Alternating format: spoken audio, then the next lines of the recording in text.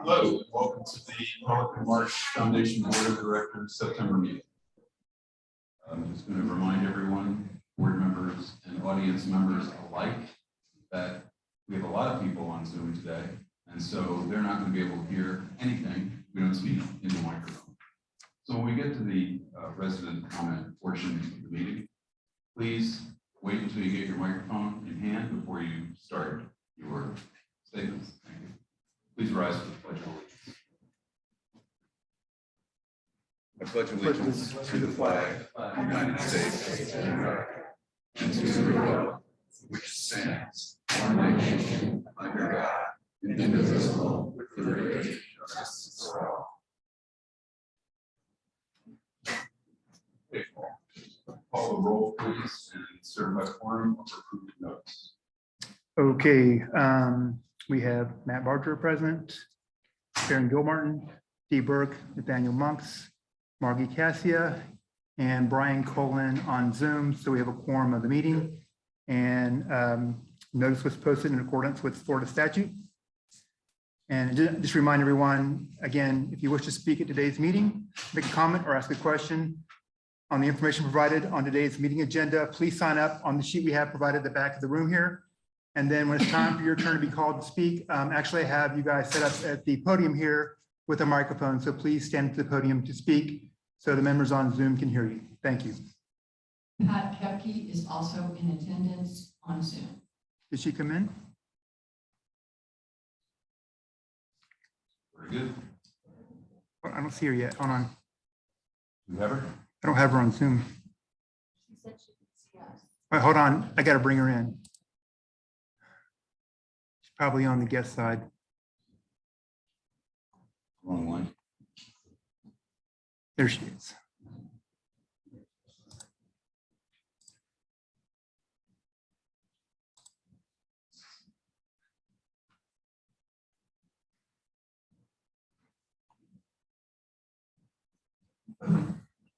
Okay, we got her. Okey-doke. May I have a motion to approve the prior meeting minutes, please? May I have a motion? Second. Motion to approve.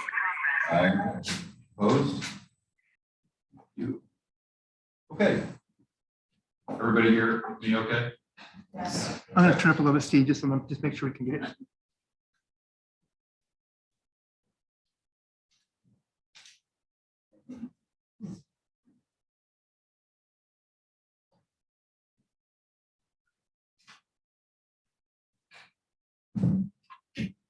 All right, I'm getting Pat on. Pat can hear us.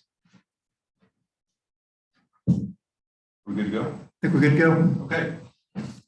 So this month's meeting is, as you all know, largely going to be about the question of nest operations. And I'm just going to briefly review how the model of governance in this community works.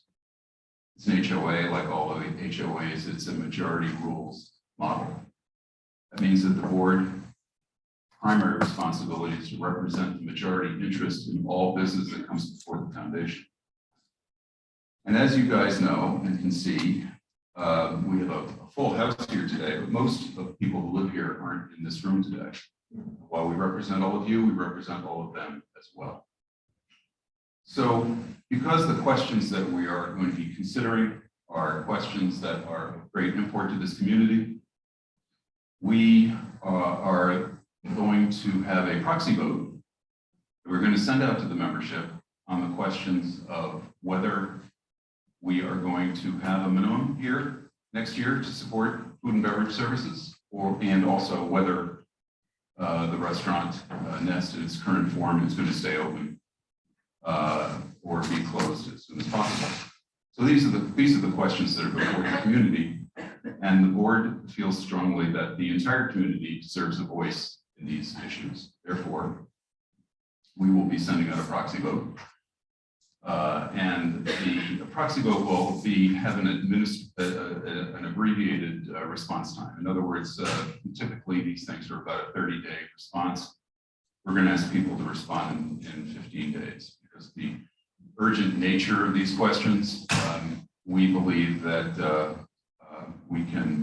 awareness has been raised in the community to the level where people will respond in a timely fashion, and we should get a good return on our requests quickly. We're going to be sending this out by snail mail, also by email. We're going to be notifying by email. We want to see a new record in terms of votes returned from the community. And whatever the majority opinion is on these matters is what the board will execute as policy. Having said that, I just want to reiterate that broadly speaking, we're thinking about what I'm seeing here. What we're seeing is 4 groups of people, by and large, who have been responding on these issues. There are the people who are supportive of a minimum and supportive of leaving Nest open through season. There are people who are supportive of a minimum and would like to see Nest closed as soon as possible. There are people who are not supportive of a minimum and would like to see Nest open.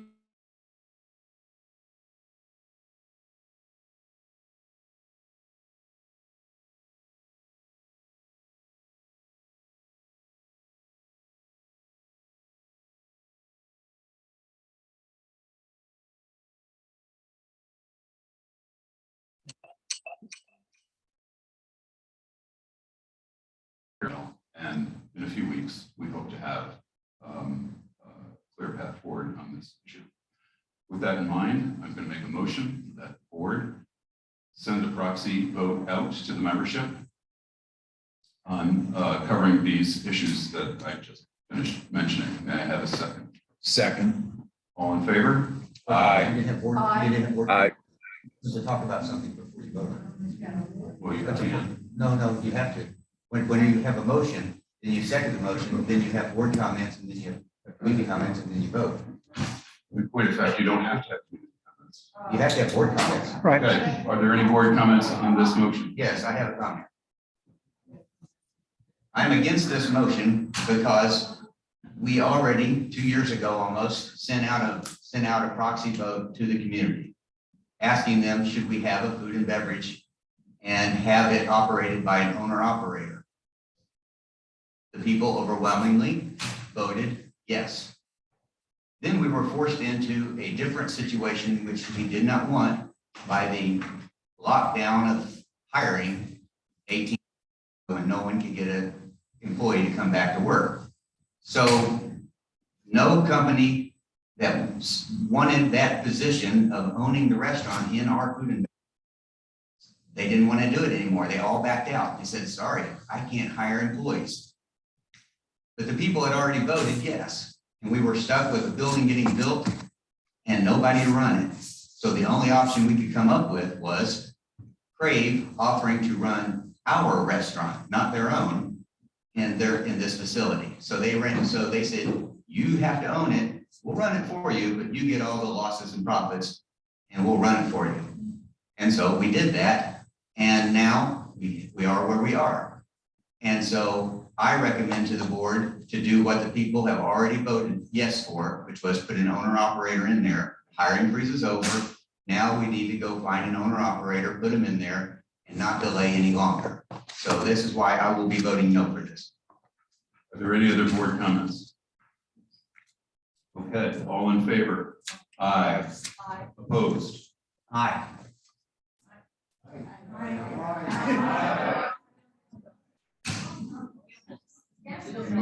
The motion carries. And now for the treasurer's report. Nathaniel, thank you. How does the motion carry? Pardon me? How does the motion carry? Oh, I guess he's asking for the count. What was the count of the motion carried? 6-1. You want to see, You want to see One. a show of did you hands? see Brian and Pat's votes? Yeah, we don't know Brian and Pat's. Brian and Pat, can you get online and tell me your vote, yes or no? I'm in favor. Thank you. Pat, can you give us your vote? You're on mute.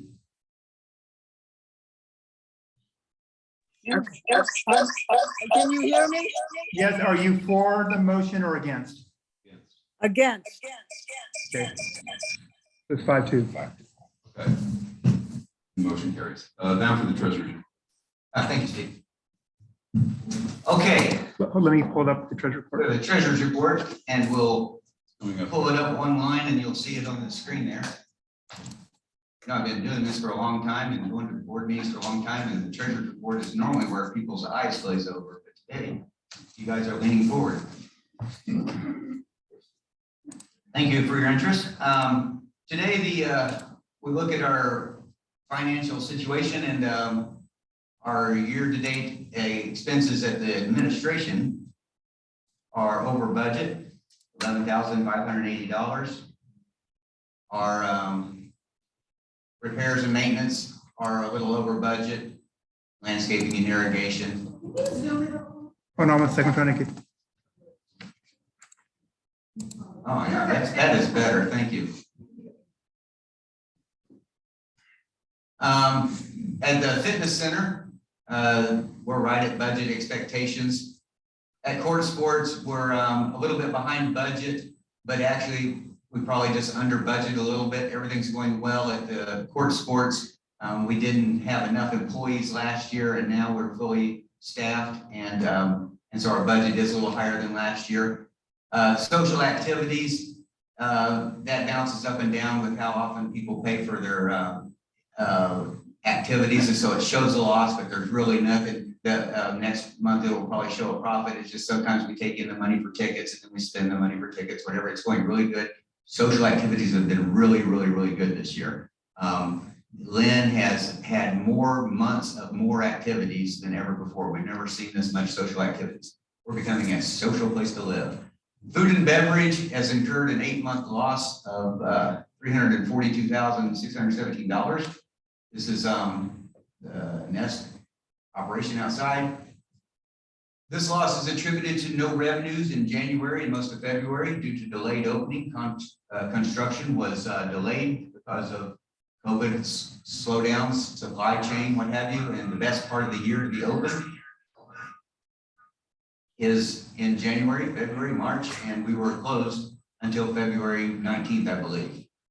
We also had inflation on prices, and we had startup inefficiencies, mismanagement at the food and beverage, and labor cost. Definitely on the labor cost more than anything, probably the lack of business. We needed more business, and probably management with the choice of hours and days. The resale fees is the good news here. There have been 80 units sold, and we really didn't think that at the beginning of the year, whenever they started the year with no houses for sale, that we would be able to sell 80 units. We actually thought at this time of the year would be around 62. And the fee for reselling a house is about $6,000. It used to be about $4,500. Now it's higher. So luckily, that has helped us a lot. While we're losing money very rapidly at the Nest, we're actually above average in expectations on the income on the home sale. So that's helping to cover our butt. The all these reports that you see on your screen and that I read, you'll be able to see these on the Pelican Marsh website. Page 2, please, Paul. Here you see our accounts. We have 3 accounts that we spend your money out of. The most important account is the middle one that says replacement account. These are when we own items here and we know they're going to someday need to be repaired or replaced. The replacement account has that money, and this board takes the money from resale fees and fully funds that account every year from January 1 and before we spend any money on anything else. No money from resale fees goes to anywhere else, rather. So that has for a long time been fully funded. Nothing to worry about there. The operating fund is where your HOA fees go. And there you see that we started out the year with $509,000. We have spent $132,000 more than we expected to at this time, even though we have this extra resale fees, and that is because of the losses at the restaurant. The capital fund is what we built the restaurant out of. It gets its money mostly from the resale fees, and we have spent the money out of that account on building the restaurant. Next page. Here you see the different areas of activities. Here, Marsh. I'm going to try to zoom again. Thank you. And the fitness center, there you see at the top, doing well. Hard to make a budget for it to be exact, but the COVID problem is gone, where people were unwilling to go to the fitness center, unwilling to get massages or whatever. And so those things are back to normal. Court sports, it costs money to run the court sports. It's one of those things that does not pay for itself. You see that there, but it's pretty close to budget, doing good. Social, you see where she's done very good there. $85,000 in revenues out of activities. And then at the bottom, the activity centers, everything looks good. Scrolling down a little farther, the food and beverage. This is the biggie. You can see the different expenses we have. It's the management fees there at the bottom, the total expenses, $666,000. It's ironic. The deficit so far this year is $342,618 because we're losing money on a monthly basis there. Next page.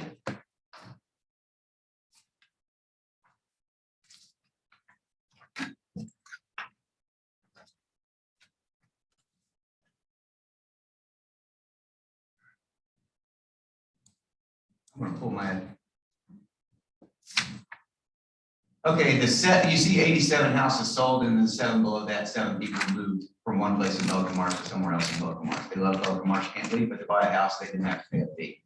Down at the bottom, you see that we have gotten $478,000 from those resale fees, which is more than $100,000 more than we expected.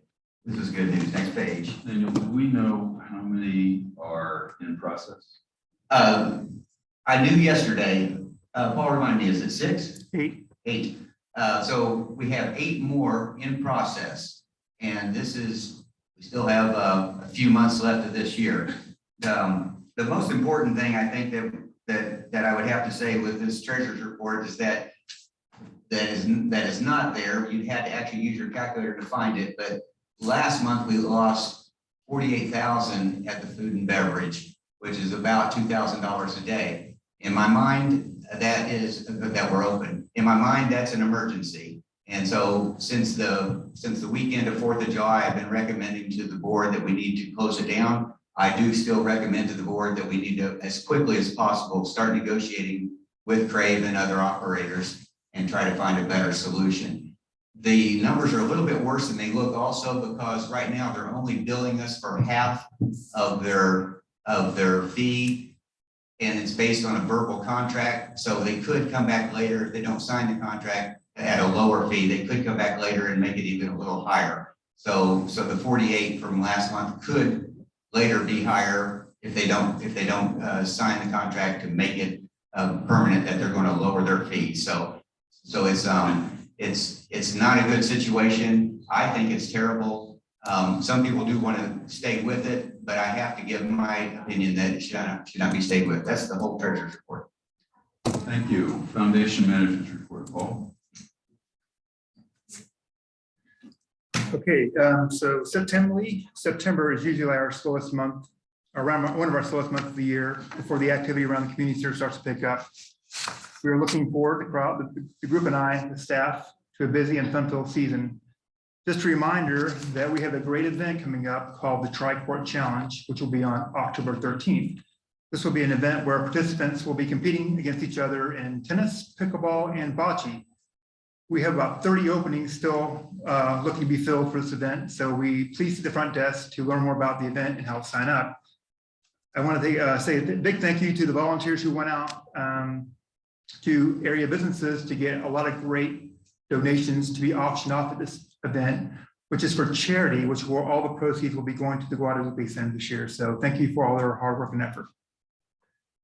As rainy season is about to end, the wet, hot, and humid weather that occurs during the rainy season brings a lot of mildew and dirt build up on your home's roof, walls, and walkways. So please make sure that you have scheduled the necessary cleaning for your home when you get back to make sure your property looks its best and for season. Again, also thank you to everyone who participated on our recent survey on food and beverage about Nest that was sent out about a few weeks ago. We had 686 members who responded to the survey.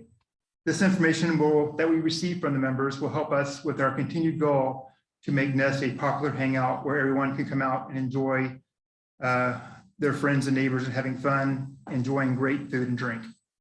As I said in the survey, for those who responded to the survey, they will be receiving their gift certificates for a free beverage, which includes beer or house wine with their next visit to Nest, and those certificates should be sent out next week. However, we still encourage everyone who's currently here in Pelican Marsh to put Nest on their dining schedule for either lunch or dinner to support this important amenity. Again, reminder to all homeowners to provide us with all their current email and other current contact information so the staff can keep everyone updated with and informed with what's happening in Pelican Marsh. Please see Monique in the admin office to provide the information so we can get you updated. For those who are not aware, Sandy Contento, who was our Pro Shop administrator, will be leaving us. I want to thank her for all her hard work and dedication she has given us over these past 5 years. She will be truly missed. However, we were lucky to already find her replacement. Her name is Allie Parker. She just started this week. We also happened to find a new replacement for our admin team to replace the position that was left by Linda, and Monique took over. And her name is Rachel Miller. So we're very happy to have these two on our team. They're great additions, and we're looking forward to getting them up and ready for a busy season. Lastly, and always, the staff and I want to thank everyone for their support. We want their feedback and experience when they use the amenities and services. And so if you have a question or comment, please email me, and I'll do my best to see what can be done. And that's my report. Thank you, Paul. On to section 9 of business 9.1, approval of members to the ad hoc committee to find potential candidates to run Foundation's food and beverage operations. As you all know, the board formed a committee to search for potential alternatives to our current operator. And we are today going to approve the appointment of the members to that committee, even though they've been working diligently for a month now. Those members are Dave Wallace, Beth DeFrank, Bruce Zaretsky, Joe Mulcahy, Paula Fetterman. A nice mix of finance and restaurant experience there. Nathaniel Monks would be the board liaison, Patrick Webb, the administration advisor. May I have a motion to approve these members to this committee? So motion. May I have a second? Second. Second. Aye. Aye. Opposed? Aye.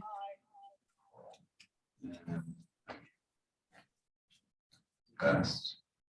Now, the committee has already produced an RFP, which has been vetted and reviewed by the board and the various advisory committees, finance, foundation administration. That RFP is deemed ready to send out to potential candidates.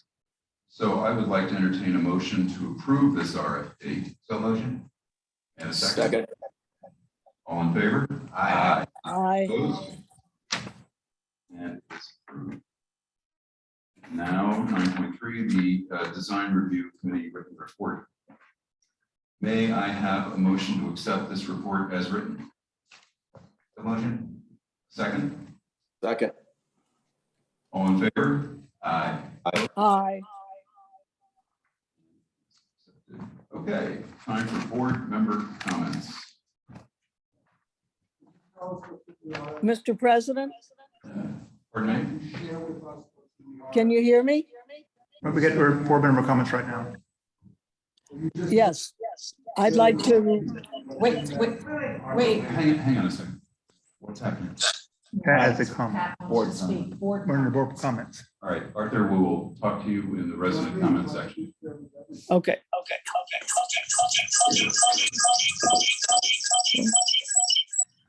You're getting feedback, Pat. I move, can you hear me? Yes, we can. Okay, it's Pat. I move that we immediately start negotiating with Crave and any other potential operators for the best available risk-free contract and close down the nest if that cannot be found after 30 days. I would second that. Did everybody on the board hear this motion? She said that she moves that, make sure I got this right, Paul. She makes a motion to have the search committee board negotiate with any and all potential vendors, including Greg, to create a new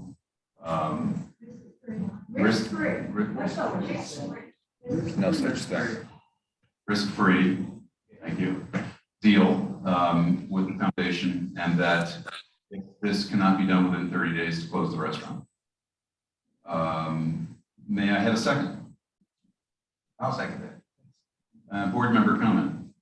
Yes, Pat, may I ask you? Is the difference with what you were proposing now that you have put a time limit, that a time limit has been put on negotiations? Is that the only difference as to what's going to be happening? I would say not just the negotiations, but if we cannot find a risk-free operator and/or Crave going to totally turn it around with the new RFP, that we close it down temporarily and so we can find the right new operator. Does risk-free to you mean no minimum? That whoever was found would not request a minimum? Is that what you mean by risk-free? Risk-free, that the operator would take all the risk in that they would collect the profits and any losses. Pat, would you be willing to let us change the word to contract where the operator absorbs all losses? Yes. All right, Yes. I don't know if you can see me or not. Okay, thank you. I would definitely second that motion to start negotiating for 30 days. And at the end of 30 days, if we can't find anybody who will do that, then close down the nest till we can do that. I second. Okay, so further board member comments? Do we have any other board member comment? I'll make a comment. So we just voted to send out a and the foundational principle behind this proxy vote is that every vote counts, every voice counts, that all the people who are not here today and who can have no input on this matter because they're not here will get to have a voice in the outcome of this issue. We will not disenfranchise the voters of Pelican Marsh by moving in a definitive action such as this at this time, in my view, because they're completely left out of it. Most people who live here aren't here today in this room, represent you, represent them. It's 3,000 plus people who aren't here today. So we will know where they stand in a few weeks, and then we will move in that direction. In other words, if the majority opinion is to close the restaurant, we'll close the restaurant. That's what's going to happen. And sorry, hang on. So the idea that we're going to make a motion to set a time limit on when we're going to close the restaurant completely takes away the opportunity for these people to have any voice in the matter, and I don't support that. So excuse me. So are there any other board member comments on this? Yes, I have a comment. The wisdom of Pat's motion is this, that the board has a fiduciary duty to manage your money. We're losing $45,000 a month with this mess. We need to shut it down because we're bleeding money, and it's crazy to continue doing it. It makes no sense whatsoever to wait to see if somebody might vote for us to keep losing $45,000 a month. That makes no sense.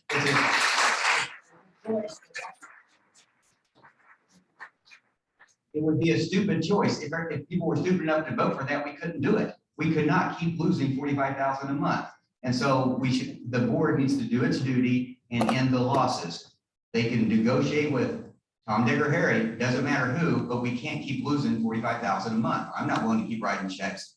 That's the wisdom of her motion. It has nothing to do with other people voting for a mandatory minimum or not a mandatory minimum. We have to stop the losses. Okay, so it's really important. It's about closing the restaurant. And the board's principal duty is to represent the majority interest. And so there's a fiduciary responsibility as well, of course. But we need to know where the majority stands on this before we can move forward in this regard. So I don't think that this is an appropriate way to go at this time. And I think that, I think that we need to follow through with our plan of sending out the proxy vote, finding out what the majority thinks, and then executing policy according to those wishes. Are there any more board member comments? I have another comment or question. And it is this, it kind of addresses a little bit what question in terms of the RFP. If I interpret the new RFP, which is based on the other RFP, the RFP now addresses more clearly what our original plan was for getting an operator. Thank you for the word. Is that correct? Am I interpreting the RFP correctly? It does not entail what we have, our agreement now with Craig. Since I helped write the RFP, I can answer that question. Good, thank you. Yes, the RFP is written to distribute to people who are in the restaurant business and who want to own their own company inside our building, us being the landlord. And the RFP makes them spell out their skills, their experience, their plan, and how they would do that. And they would be the tenant that owned their own business, as we originally had in our plan A when we built this thing. It was going to be someone else running their business. So right now, what we have is, as I described earlier, this management company who runs our business with our losses, and we want to get out of the loss business. We should not be in the restaurant business, in my opinion. So that's why the RFP is written this way. Yes, good question, Gary. I agree, we do not want to be in the restaurant business, and the sooner we can get out of it, the better, in my view. However, I still think that we need to let everybody have a voice in this issue. Are there any other board member comments? One more. Hey, this is Brian. If going back to the proxy, we say in 2 weeks, we're going to know what the 1,900 door knobs that own Pelican Marsh residents want to do. I would be shocked if they don't want to close it down, but we'll see what happens. But I think we can wait 2 weeks to determine what the majority wants. And if the majority wants to close down the nest in 2 weeks, so be it. Close it down until we find a right operator. But I do agree we should we've lost all this money. And being a finance person, I hate to lose any more, but let everybody speak. It's all 1,900 doorknobs. It's not the people in this room or the people who are on this call. So 2 weeks is just 2 weeks from now. I say, and I'd be shocked if it doesn't come back saying close the nest down right away till you find an operator that, as we say, it takes away us out of the business of the restaurant, and they get all income and all losses going forward. But I think it's right to get everyone's vote of the 1,900 doorknobs in this community 2 weeks from now. Again, I'd be shocked if they don't want to say close the nest, but we'll see what they say. And I think we should wait 2 weeks so everybody has a voice. Paul, is there any way possible this can be done in 2 weeks and we will be through counting the votes in 2 weeks? It's going to take probably 3 weeks to a month, because if this is, listen, hello. 50% of the population isn't even here. First of all, it'll take about a week, which is next week, to get the proxy to the printer, get the proper printing, and the postage all done and mailed out to the members. And then another week for them, depending on the mail, we're going to email that also, but another week for the members to get it, and then they need 2 weeks to respond. So I think we need to be fair to give it to at least the third week in October. Okay, I wanted to say one more thing, which is, maybe not, which is, Pat, with the interpretation that we now hear of the current RFP, my feeling about your motion is that what it does is put a time limit on how long Crave will remain open. And that's really the difference. Am I correct? And also Nathaniel's, sure. Yes, that would be correct. But I guess like Brian Colin just said, I do want to represent the majority of residents. I thought, Paul, you could email the proxy also to send out the paper copies via mail. And we could maybe get the results, as we said, in 15 days with email. Do most people who vote and live in Pelican Marsh, don't you have their emails? Yes, but to make sure that everybody gets it legally, we have to mail it to them. So we have to assume that not everyone has an email address and make sure that we have proper notice via mail and then give them an opportunity to mail it back in. Now, yes, they can take that proxy and email it back in faster. That's great. But we still need to give the appropriate time for everyone, I would say, to by the second or at least the third week in October to give sufficient time for everyone to have a chance to respond. We also have the problem with our current contract with Crave says in the contract that if we would like to end the contract, the first thing we have to do is negotiate with them for 30 days. So if we want to wait 30 days to start negotiating with them for 30 days, then you'll have 2 more months of losses at the minimum if everything can be done as fast as the mail used to go. Okay, any other board member comments on this motion?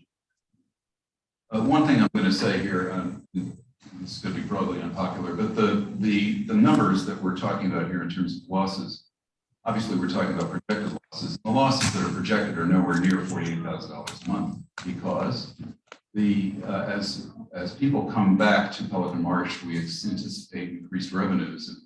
And that's. You bring the slide up.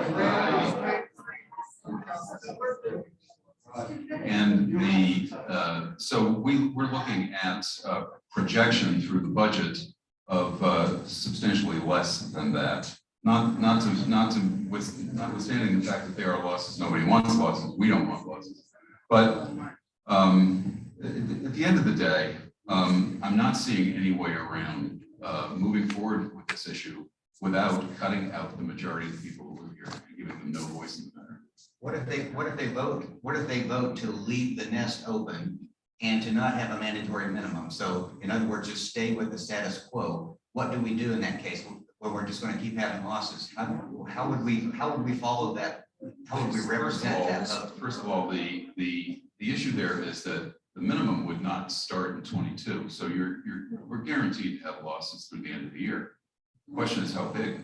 In 23, when the minimum starts, and you're also starting with the maximum population here in Pelican Marsh.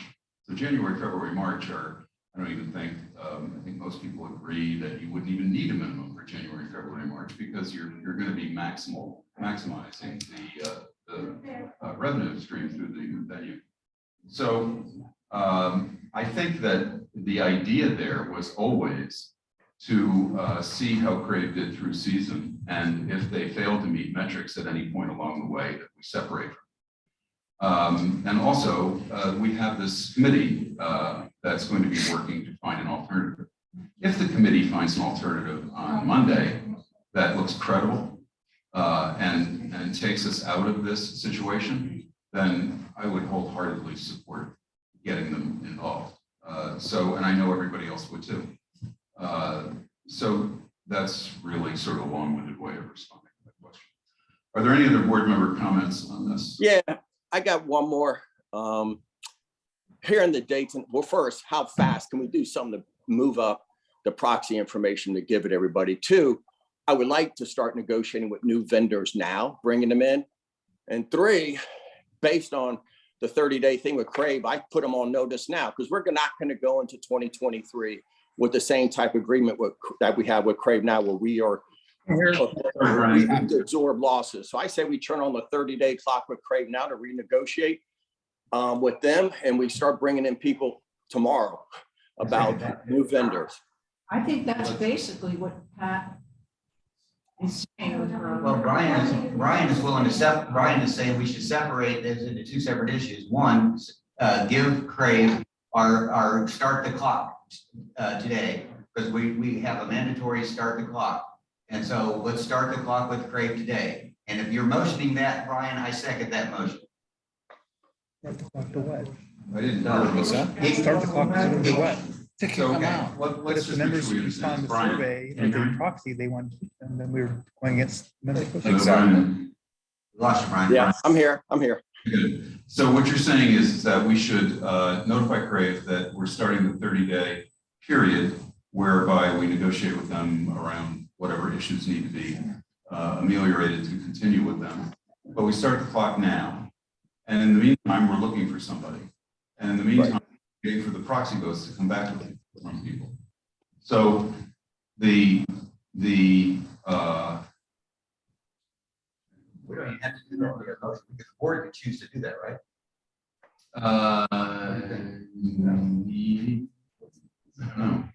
no. We could add that to make that the next motion after this one if you want to. Because Brian makes good sense, and I agree with it. Even whether Pat's motion passes or fails, Brian's should pass.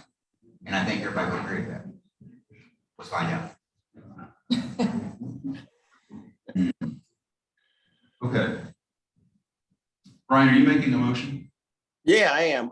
And I'm going to make this motion, and then I probably have to bolt after that. Sorry for everybody. I don't know why. Brian, you have to wait to make your motion. We have a motion on the floor. So we have to deal with Pat's. Oh, I got you. Your motion, okay? Yeah. Okay. So, do we have any audience comment on Pat's motion? Well, we get, Yeah, if we get a microphone. You gotta stand. if you have You gotta to, come up here. all comments have to be at the podium, please. Hey, everyone. I'm sorry, but I have to bolt. Brian has to go. So I don't know what to do about that. I'll take care of your motion for you, Brian. All right, thanks. You know how I want to vote. I appreciate it. I All don't right. vote for Pat, sorry. I vote for my, I just don't want to not do anything as we wait for everything to get done. I just want to start it now, negotiate, because I would not agree with going in with Crave, as I mentioned, 2023 with the same agreement. So might as well start back in the negotiations now, that we're not going to go forward with the current agreement we have with you. We're going to bring in other vendors, and we're going to find a way that we get out of the restaurant business and start that negotiation now. And if they don't agree, so be it. Shut it down and they can go until we find someone. So anyway, that's where I'm at. Thank you, Brian.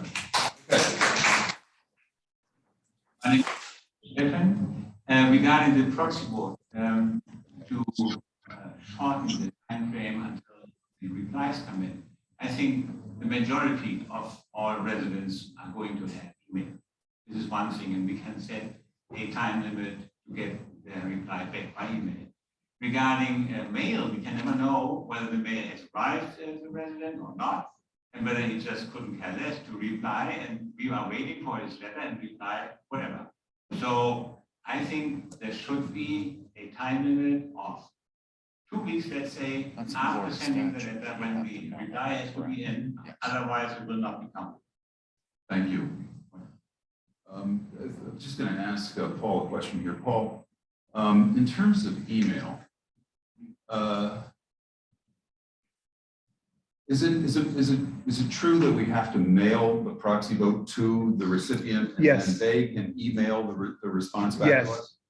But we can also email the proxy to them. They can respond by email, scanning their voting in and back to us. So we can So- receive, If we email proxies to everybody Mhm. and we get a form back, we still have to wait the 2 weeks to get because that's what we told the people we're going to do. Correct. To get the other stuff back. But once 2 weeks happens, that's it. What's the law require for how long we have to wait, Paul? I have to double check that, but regardless, whatever the date you set for this special meeting, to be count the votes, the members had that long to respond to return their vote back in. So whatever date we set the special meeting to count these proxies is how long the members had to return the proxies. But it's only fair, like I said, Steve, we get at least 14 or more days to respond. Right. Okay. More audience comments about the first motion only, please. The first motion only. Okay. Arthur. You have to go to the microphone, please, if you want to make a comment. All the way to the podium, please.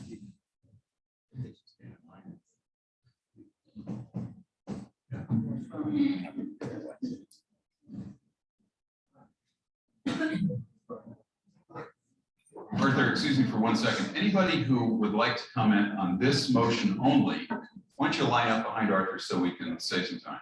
Very good. I respect your respect for democratic rule, especially in the world we live in. However, there's a very bad example of democratic rule. If you recall, a number of years ago in Miami Gardens, a building went down because most of the people didn't want to spend money on reserves. So it doesn't mean that the decision that the majority makes is necessarily the best decision. Your responsibility as a board is not to me as an individual or to any of these people as individuals. Your responsibility, your fiduciary responsibility is to the foundation to make sure it's financially sound. And it's also your responsibility to maintain the amenities and improve the amenities. So if most people say, well, you know, let's say tomorrow morning someone comes up and says, you know, let's get rid of bocce. You only have about 80 people playing bocce. And they say, let's have a vote on that. Well, let's get rid of the coffee. Or let's get rid of this. Your job really is to not necessarily, your job is to listen and hear different opinions and to research it and spend time. Most of the people you're sending this thing out to have no clue about what's going on. It may be about 10% of the people understand what's happening with the nest because they see it. They see nobody there. They've been there. They're turned off to it.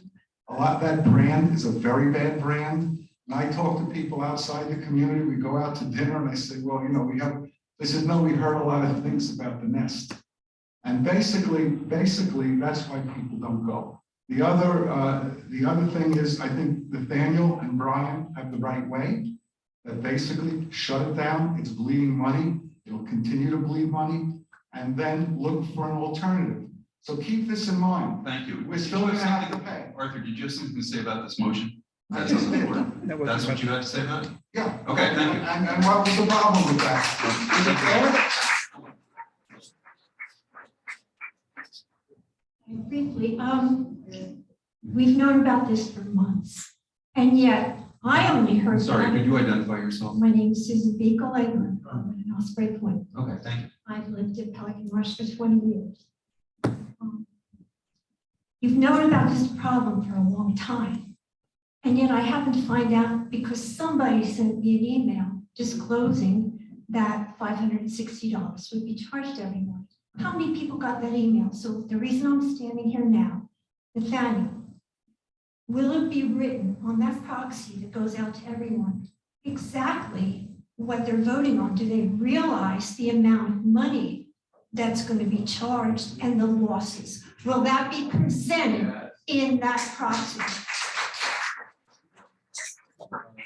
The short answer is yes. So the proxy has to stipulate to the best of our knowledge at this point how much the minimum would be so that people can make a reasoned decision about whether they want to do that or not. So that number will be in there. Also, there has to be in the cover letter of the proxy, there has to be a lucid discussion about what the pros and cons are for each of these decisions. If you decide you want to leave the restaurant open, there are going to be ongoing losses. What are those losses likely to be? So that kind of stuff has to be given to everybody in the envelope with the proxy so that they all know what they're voting on. But the amount of loss, will that be disclosed in the proxy? The amount of loss is a projected number. Now your guess is as good as mine. No, How many people are? heard already. Will those numbers be exposed? It's irrelevant. Are you exposing losses that people have to know what they're gonna be voting for in this process. And Okay, the but, total all right, amount spent so so far. I'm sorry, can you please wait your turn? Would you mind? Respectful, So, please. so to finish up with this, the idea that, that people don't know about how many, I've just sent an open letter to the community with the loss to date so far. So that open letter goes to everybody we have an email address for. So everybody who has an email address knows what the story is there. And as Arthur said, we don't anticipate 100% of these proxies coming back. I mean, the world record at Pelican Marsh is 55%. And that was on the issue of building the restaurant in the first place, which was a $900,000 question. So we anticipate that half the people are going to not respond to this. But the half that do respond are going to have a voice. And they're going to have the information that we all have to be able to make that choice. She does make a good, she has a good question, though. She's wondering about how it's going to be worded. I also have the same question. Can all the board members go over the wording of the proxy before it goes out? Yeah, as I said earlier, the proxy vote has to be vetted by the entire board and the attorney before it goes. Thank you. Yes, sir. My name is Bob Stevie, and to your point, is the board attorney present here today? He is not. I think you have an issue, really one of compliance, that whatever ordinance motion that you pass be in compliance with Florida state law. And I don't see how you can make a decision without referring this matter to the board attorney, because they're going to be the one that's going to be faced with the issue of dealing with the motion. And then if it doesn't comply with Florida state law, it could cost a whole lot more than trying to go through. I mean, I must admit, I'm a new resident here. I could care less about the nest. And I think that you really have to examine the issue of compliance with Florida state law before you proceed in any direction. Thank you. Are there any other audience comments on this? Commissioner? Okay. My name is Beth DeFrank and I live in Claremont. I'm also on the Food Services Committee, the Oversight Committee. Pull the mic down. Okay. Thank you. I have one question as far as the proxy. I need clarification because in the past, when there was major things in this community, the pickleball with the taking over the tennis court, we were told we wanted the community to vote on that. We were told at that time that we elect the board to make decisions for us. I think this is the same situation. We all elected this board to make decisions for us. My concern right now, and I'm sorry, Steve, I have to go off a little bit on other subjects. My concern now is Crave knows what's going on for months, in my opinion, and the opinion of other people on that restaurant oversight committee, that this has been mismanaged in every aspect. I'm a little nervous and I'm shaking. Okay, I'm sorry. Take your time. No, everybody needs to know this, okay? I had a restaurant. I am not an expert, but anybody who is a business person can look at a business in every aspect. Crave has failed. Accounting, their numbers are constantly changing. We don't know what the real number is. Now we're handling the accounting, but they're in control of our money, and that should not be. Marketing, every aspect, management. Can you tell me one thing Crave has been good at? Their food is decent, I'll give you that. Yeah, well, in my opinion. See, this is the problem about owning a restaurant. You might like chocolate, I like vanilla, okay? But they got to be stuck in the microphone. That is the problem. But as far as the running of a business, they have failed. To give them our checkbook for the next 90 days is irresponsible of all of them.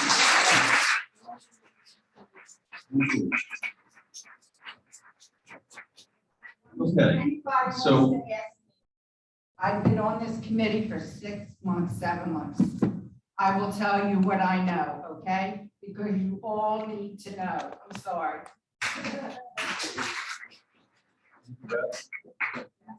okay.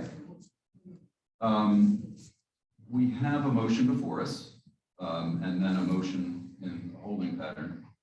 To review, the first motion is that talks about basically what the purview of the new committee is to seek out and find potential vendors, alternative vendors to run this operation. I, with Karen, believe that the principal difference between the new addition from the first motion makes is to set a time limit for 30 days. Concomitantly, we had a second motion made, a motion which said that we should activate the separation clause in our contract with the 30-day notification period.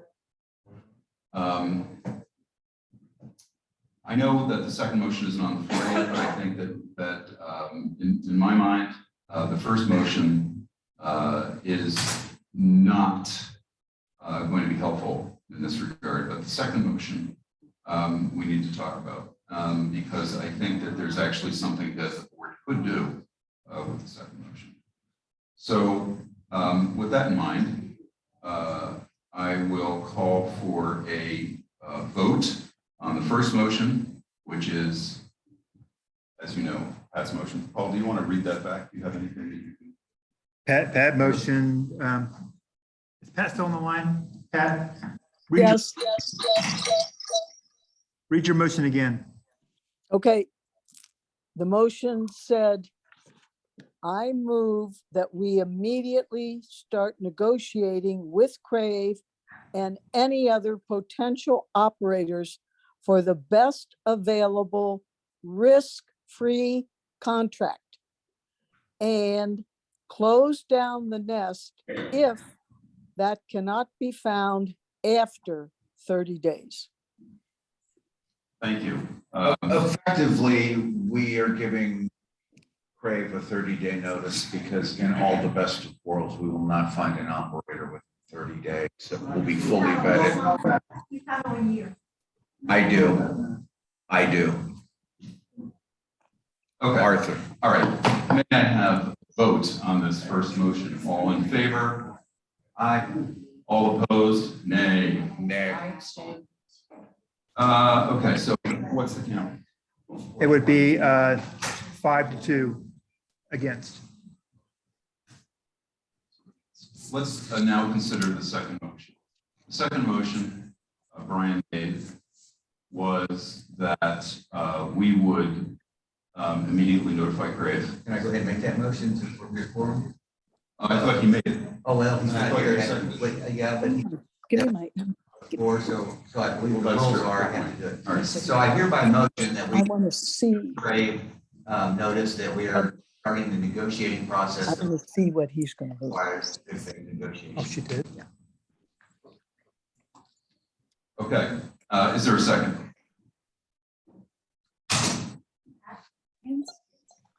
Second, Is there a second?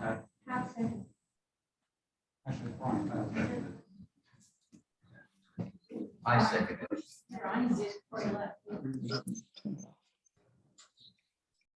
Okay. We do have a second from We have a either second, okay. Pat or Nate. All in favor? Aye. All opposed? I'm abstaining. Abstain. Aye. You all should be fired. Can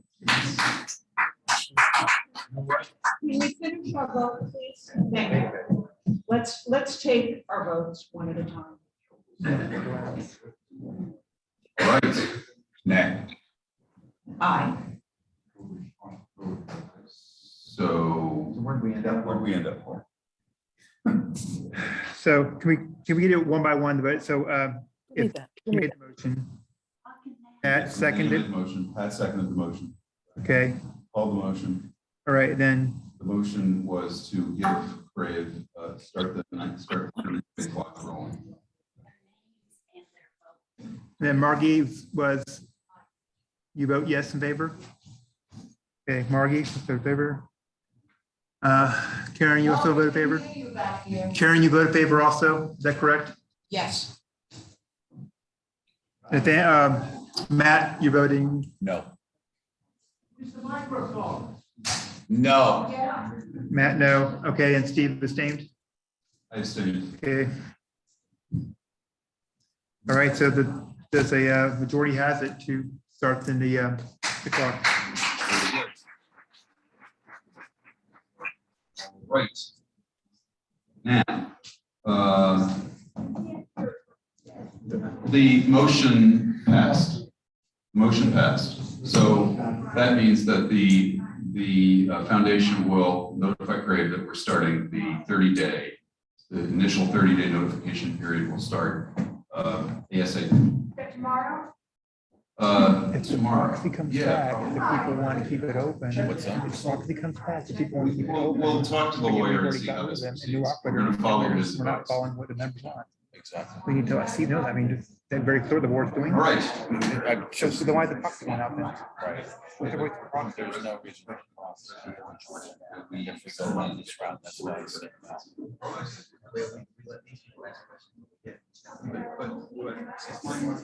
Steve, so what's the reason for the proxy then? Because if we give their notice to get rid of them, and we lose them, the new committee cannot find an operator in time, then the members will come back with no restaurant. Yeah, but people voted for this thing, understand that. Okay. And then, Voting to close the restaurant. That's basically. yeah, so then what's the proxy going to be? Right. And so, you know, that's why I'm saying. Yes, again. And we do. But, you know, what do you do? So.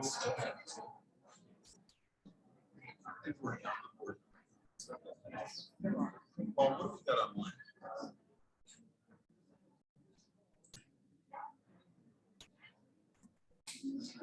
We are now looking at comments online. Zoom it out. I can't zoom this part up, and I'll read them. The first question is they can't make sure people repeat their questions. They can't hear them. Well taken. Next question.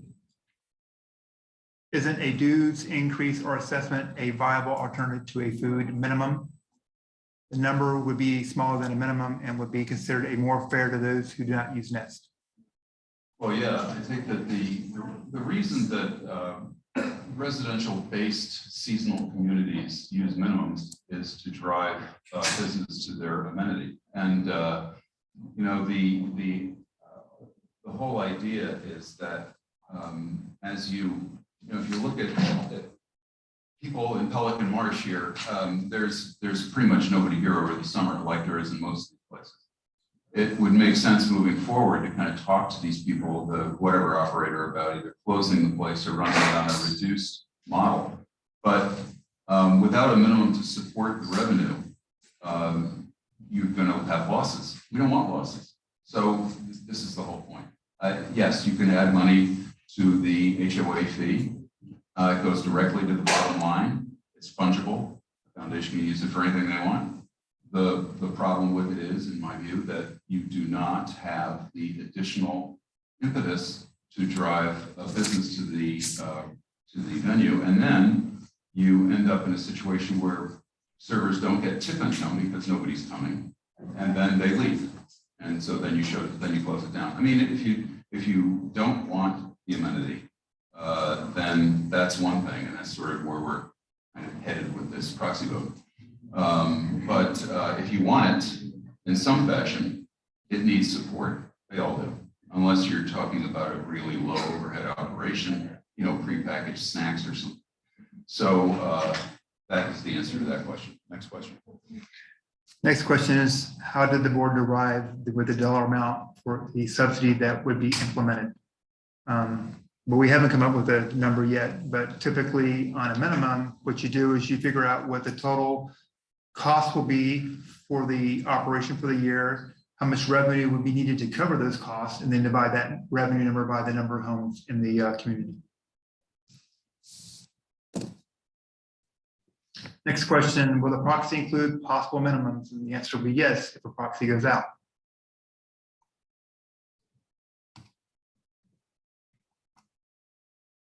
You refer to a proxy, which infers we're going to give our vote to someone else to vote on our behalf. Is this yes? Is this? Pardon me? I'm going by one the questions. So and will the proxy include possible minimums? I said, yes, it will include possible, well, it will include the minimum we're asking for. The next question she has is, you refer to a proxy, which infers that we're going to vote to give someone else our vote on our behalf. Is this yes or no vote a true proxy? Proxy votes are given to members to vote on. Yes, they can have somebody, they can assign somebody as a proxy to vote for them. That's the way proxies work. What is the proposed minimum? We don't have that number yet. I'm assuming that you have not asked people to like me to make comments. Call on me. Angelo, if you have a question, you have to text it in. John, what happened to the survey the board took a few weeks ago? We need to show the survey results, by the way. I'll bring those up. Next question, what is the base minimum and how does that work versus an assessment? And is the minimum an annual minimum or monthly? It would be an annual minimum.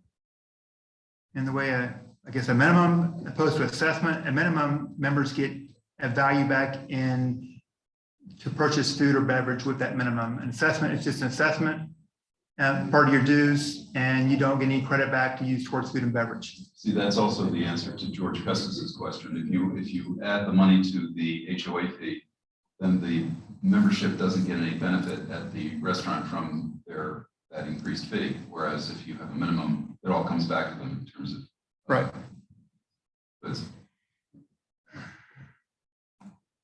Mark Slanko, you are dealing with losing amenities. What about tenants that loses in excess of $200,000 a year?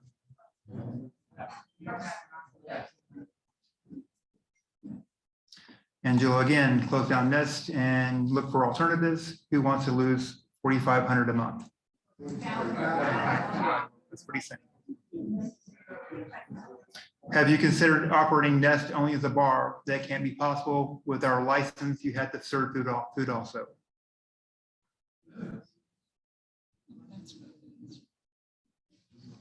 That's all the questions online. Okay, so audience comments.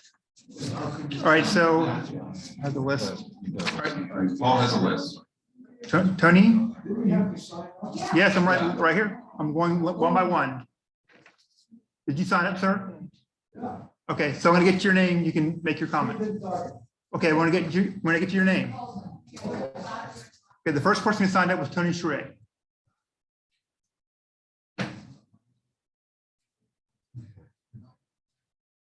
Remember, 3 minutes, guys, please. Mr. Chairman, board, thank you. Ladies and gentlemen, thank you for letting me talk for just a brief minute. This board, in my opinion, has done a fabulous job with this community foundation. When you look at pickleball and tennis and how that all came about, I don't think there's many people that would say that pickleball is a failure, whether you like it or you don't, or you play or you don't. And this board put that together and put it together very successfully. The only comment I want to make is an understanding, and I think the board should talk for just a second about the prior board, because remember something, the cafe goes back prior to this board. And I think in the prior board, I think it was recommended that we had minimums, and I don't believe the minimums were approved or agreed to. So let me just say this real quickly. This board inherited a very bad situation, a pandemic, a situation where we came on board with people going home. I like the Nest. I respect and agree that maybe we can alter some food, which would be a positive. But I think as a community of people that care about each other here, I think we owe it to each other to make this work. Because in many, many other communities, like Anita Bay, Esplanade, there are minimums that they pay every year. And those minimums are very, very deep. And I think for what we're getting to make this competitive with other, if you will, communities, I think it's a very, very good opportunity for us. It's not perfect, but I think we'll all agree that the last year wasn't perfect for any of us. And I think we should just take a moment, a deep breath, and just have an appreciation for what they do. They don't get paid to do this, they volunteer their time. And I feel very bad to hear us as a community of people who care about each other, talking like we don't care about each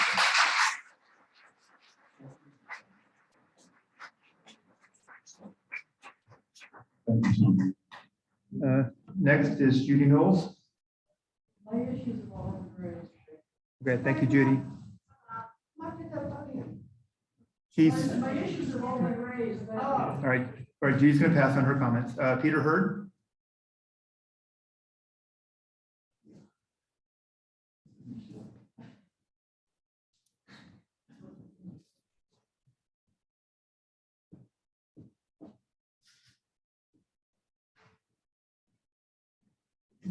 It's just kind of odd.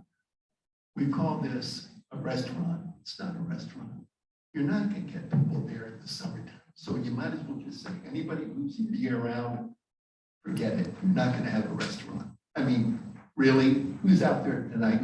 I've been by here every day. I bet we haven't had more than 2 people, and they're always sitting at the bar. I think they're the same people. So let's call it what it is. It isn't a restaurant. We called it a tiki bar at one point in time. I just don't think we're ever going to get there from here. There's just too much competition around that is a going business. Anybody disagree with that? Please let me know.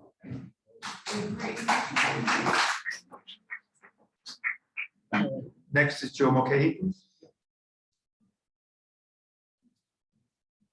So thank you. Again, my name is Joe Mulcahy. I live in Ariel. I attended the board meeting last month and voiced my concerns about the nest and recommended that we move to Plan B. And I'm really happy that we're going down that path. That the Craig hasn't cut it since they've been here, and you know, we need a new vendor. Even though I'm a regular at the nest, I've been there over 100 times. I think everybody agrees that we need a change. And after hearing about the nearly $350,000 losses and the losses continuing, the bad contract, and no incentive for the operator to do well, they don't have any skin in the game, meaning we absorb all the losses. I strongly believe we need to take immediate action and look for another restaurant, which has been agreed to today. I'm really passionate about making the nest a success. In fact, since the last meeting, I submitted a resume and that's been approved, so I'm happy to be part of the committee. What really sent me over the top to move forward and really help is an incident where my friend Dee asked if we could invite Pelican Marsh friends to the nest to celebrate my 60th birthday in October.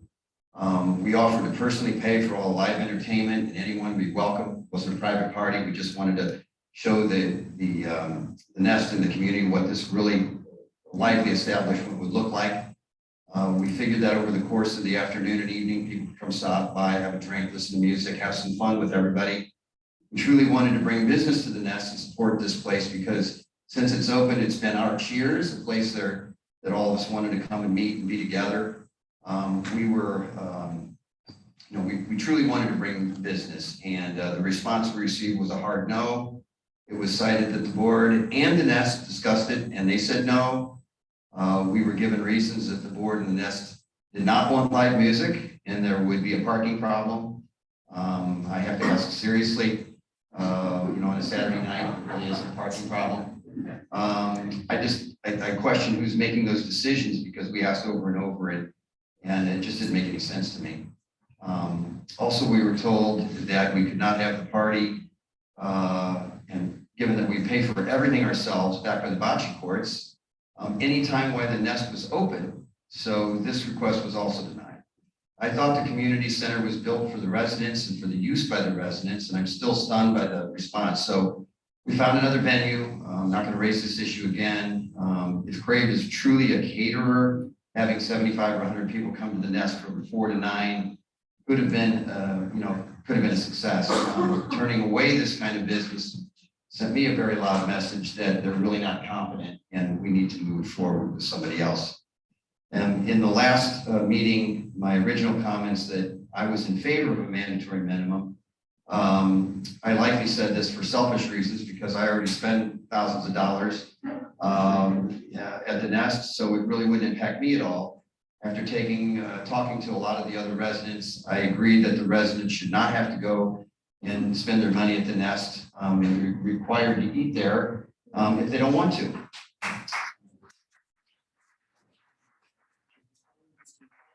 Vendor, they'll market it correctly, they'll have the right food, they'll have the right venue, they'll bring entertainment, and people will want to go there and spend money. I'm extremely happy to hear that we've got the RFPs ready to go out. We can begin the process of finding a new restaurant operator. My final comments were that I didn't think we really needed to vote because we had all the stuff in process, but it sounds like we're moving forward with that. And then just in closing, I think we really just need to get started and find a different alternative so we can make this a success. Thanks, Joe.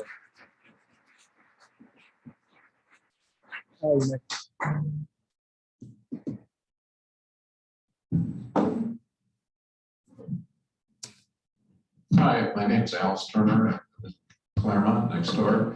I'm in favor of having a restaurant bar here. I like the idea of having a mandatory use it or lose it minimum. I'd also like the idea of having for people like the couch potatoes who are never going to come in here and the country club set that have got a place to go, to have a discounting mechanism. So let's say the number is $400 a year. 25% discount would make Joe Mulcahy happy. He would buy it.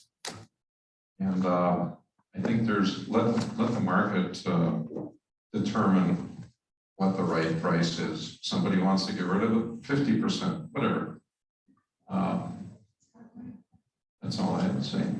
Thank you for all your time and work on this. Well, some people are not clear on Say it again, please. Some people are not clear what proposing. What I'm proposing is that if there's an annual minimum, say $400 a year, that's $765,000 with 1,914 homes. That should be enough to make it work based on some of the comments I've heard in the past. So if somebody is homebound, well, and they want to sell it, if there's a user-friendly way for them to say, well, I'll sell my $400 deal for $300. Anyway, Right. Interesting idea, Al. Thank you. you're welcome.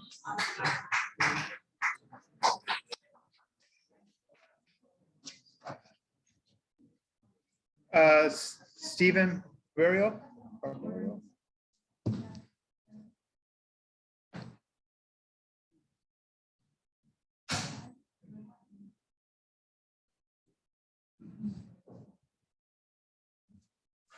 Stephen Barbario. My wife Suzanne and I live here all year in Le Chateau. I think, and we have used the nest.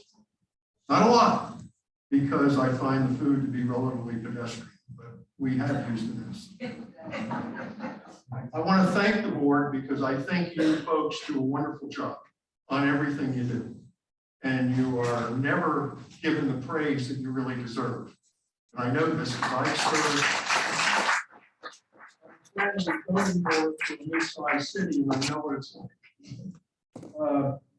I think we've all learned a great deal as a result of our relationship with the Nest this year. I have a few recommendations. First of all, whatever direction you go in needs to have careful oversight and audit. And if you keep these guys, you definitely need oversight on it, all right? Next, we need a better service or business model for this particular entity. You can't compete with the dozens of fine restaurants a few minutes out the front gate. If I want to go to have a good meal, I'm not going to the Nest. I'm going to one of the dozens of restaurants out here and a variety of food packages that they serve, right? So what you don't need a faux gourmet restaurant here that can't compete with the outside marketplace. What you need is I believe, a cafe tavern sort of environment. A cafe in the morning for the tennis and pickleball people that come off the courts. They want bagels, pastry, coffee, tea, ice drinks, smoothies. You've got a marketplace for them. You can see people lined up under covers, sitting around chatting. They just as soon chat at the tavern or at the cafe. At lunch, where's my corned beef sandwich?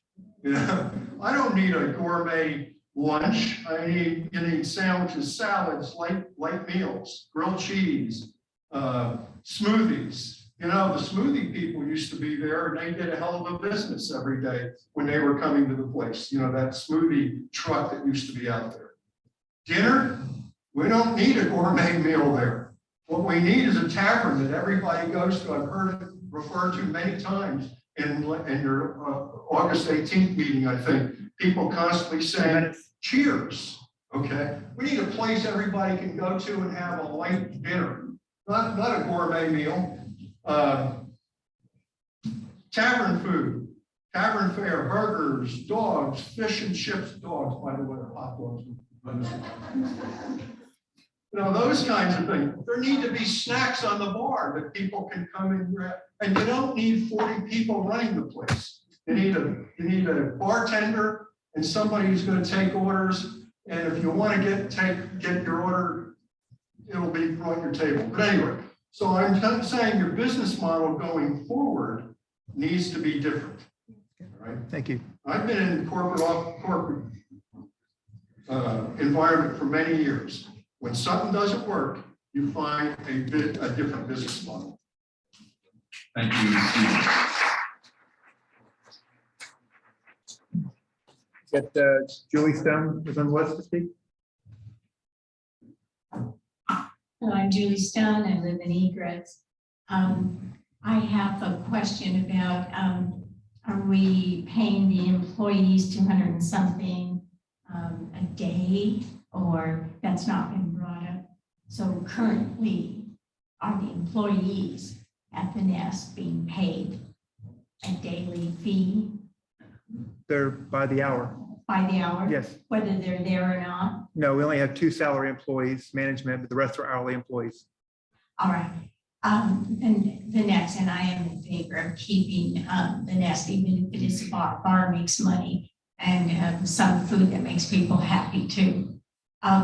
The other thing I wanted to bring up is, like I have my mail forward. So when I'm here, and it takes 10 days for that mail to catch up with me. So when you're doing emails, you know, and mailing, you're giving people 15 days, it might be a little short. So I don't know, perhaps we need a little volunteer calling of people to try to reach them to have this move faster. That was the only thing that was going through my head. Anyhow, thank you for your hard work. Thank you.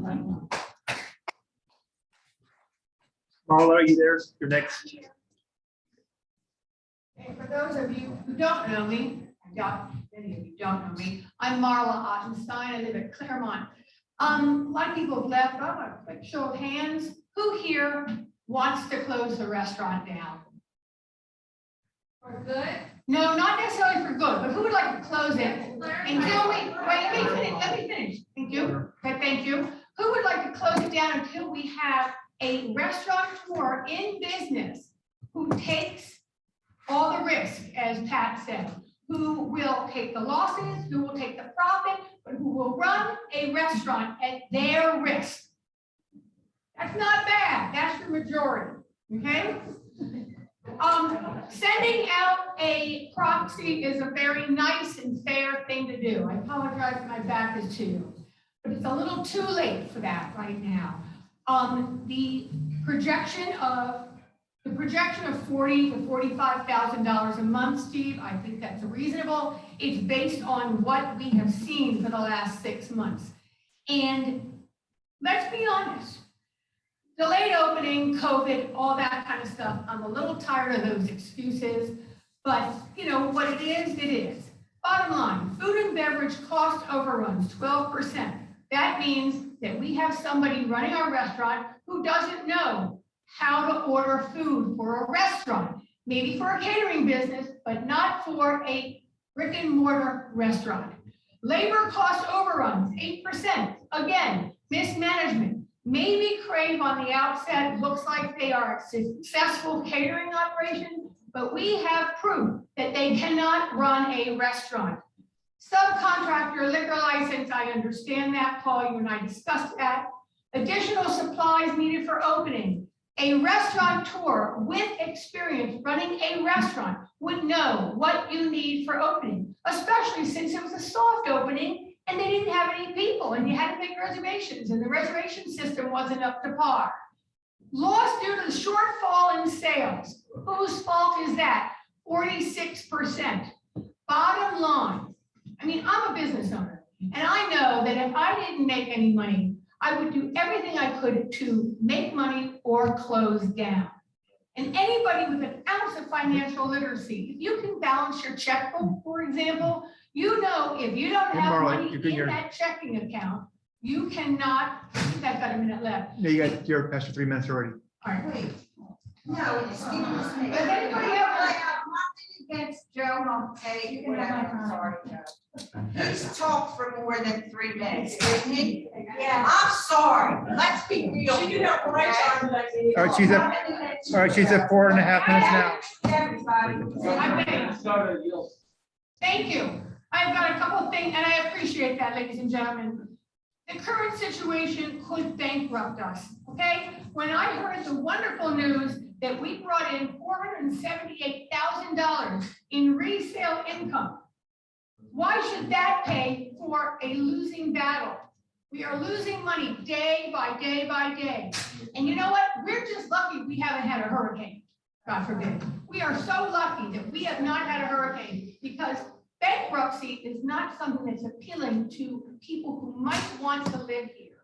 I don't have a problem with bringing a new restaurant in, but until we have a restaurateur who knows what he or she can do and can run the restaurant, all the risk is there. I want to see the restaurant closed immediately. I agree with Arthur. I don't know where you are, but you know what? It's the board's fiscal responsibility.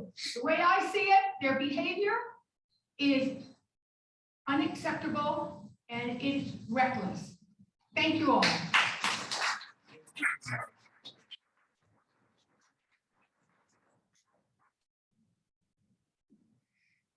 Thanks.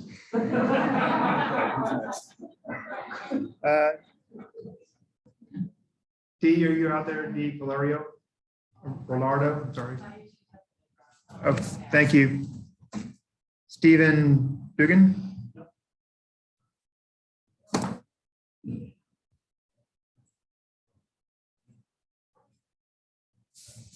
You guys are still asking questions after 5 o'clock. You have to buy a round before you start.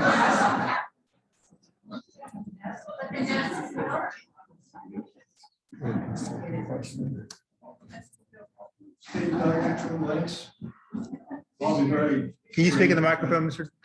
You're speaking in the microphone so they can hear you. Thank you. Steve Duggan, True Lakes.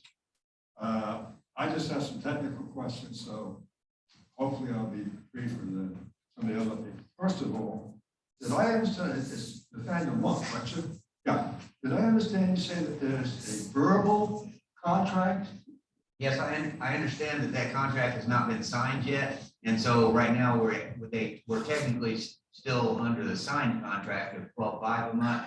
But if they sign that new contract, then their rates will go to half. Do we have an actual signed written contract? We have a written contract with no signatures on it. Is that still true, Paul? The addendum was put together by our attorney, has not been signed yet, but Crave for the past 3 months has been honoring that and only charges half of the management fee. You all ever heard of the statute of frauds? I'm not a licensed practice attorney. Statute of frauds says the contract has no validity unless it's in writing. That involves land. What? That involves land. No, not in the statute. I am a lawyer. Are you a lawyer? Yes. Oh, okay. I was looking at from New York State. Okay, I'm a New York lawyer.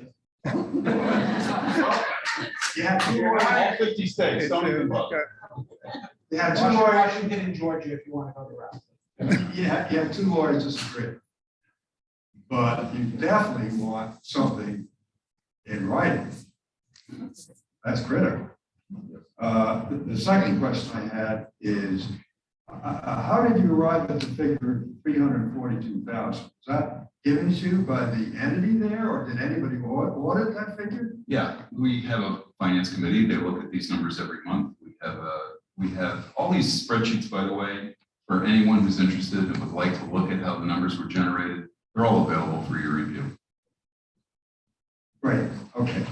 And then the last question is, if there is an assessment made when you come to sell your house, that's going to have to be listed as an assessment, just like all the other assessments we have.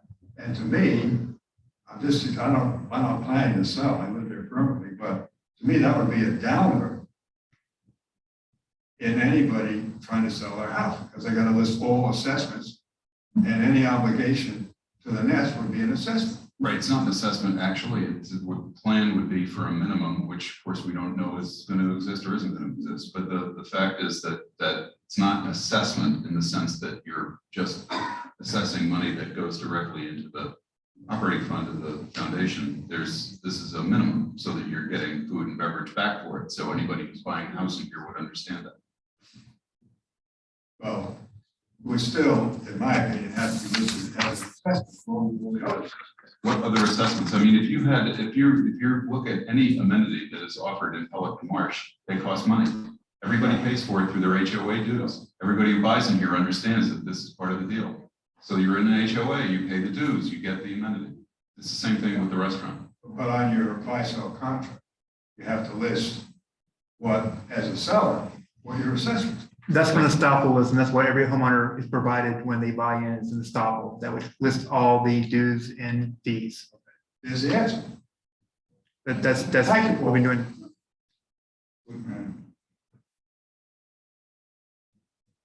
Next. Oh, I'm sorry, Ann Weaver, you're next.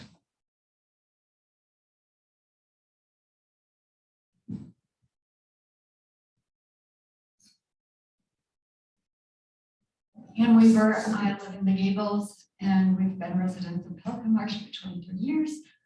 Thank you all for your time. At any rate, I think we have put the cart before the horse when we even went into this restaurant.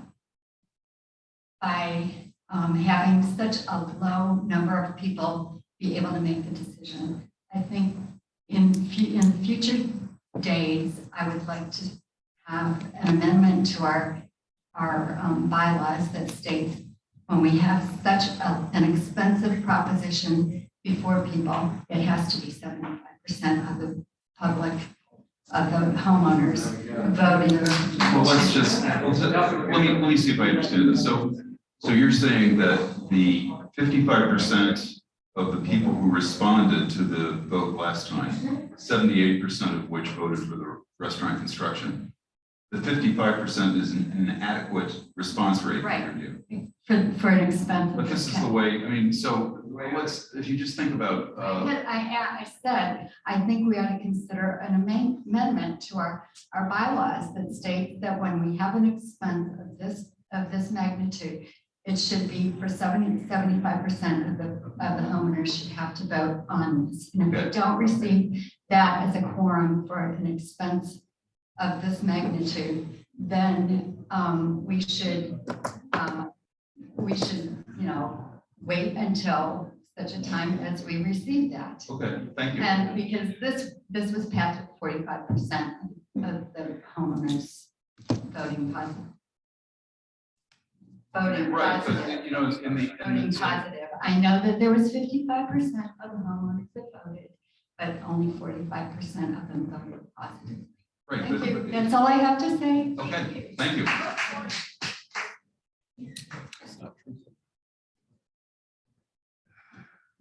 Joan Vogel.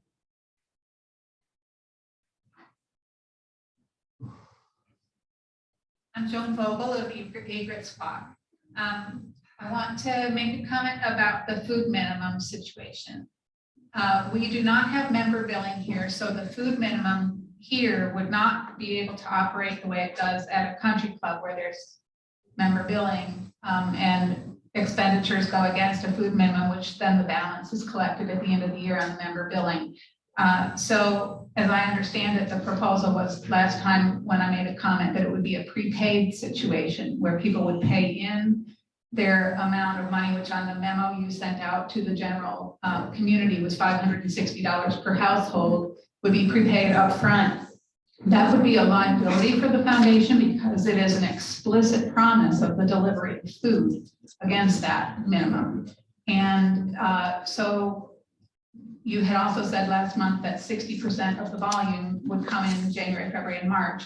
So that would put about $700,000 worth of food revenue into those 3 months. And I question whether the restaurant and the kitchen and the fixed cost service staff that's a part of the business model has the capacity to deliver that much food within that intense usage period of time. And it's a disingenuous promise to collect a food minimum, which is an explicit promise of the delivery of food that can't be met by the existing capacity of the facility under the business model without dramatically increasing fixed costs or variable costs, which then changes the business model. So I think the business model is faulty because you base the food minimum on a break-even number for the restaurant that I don't believe can be accomplished in the capacity of the restaurant. Thank you, Joan. Also, given the comments that Beth Frank made,